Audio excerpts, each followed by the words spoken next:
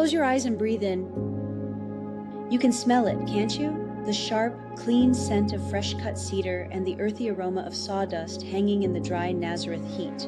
This is the workshop of Joseph, the master carpenter, and there standing at the workbench is his apprentice, a young Jesus. Imagine the moment the grain gives way. Jesus has driven the nail too hard and the board, a morning's worth of work, splits right down the center.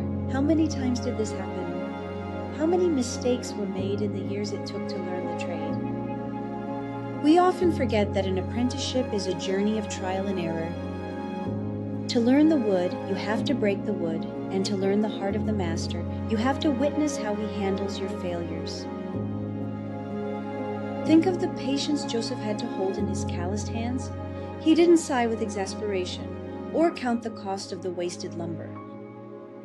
Instead, imagine him leaning over the bench, his voice calm and steady. He doesn't take the hammer away. He simply adjusts Jesus's grip.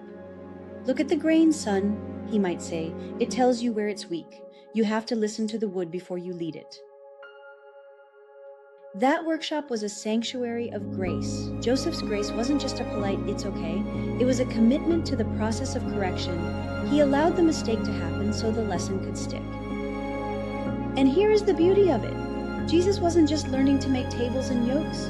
He was apprenticing in the art of human restoration.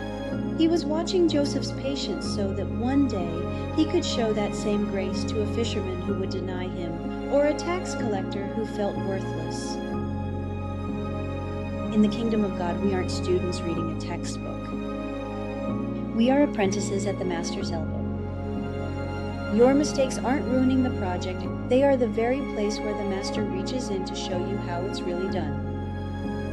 Dream with me. Imagine a world where our inner circles look like that workshop, where we walk beside one another in unconditional support, learning the craft of love, one splinter at a time.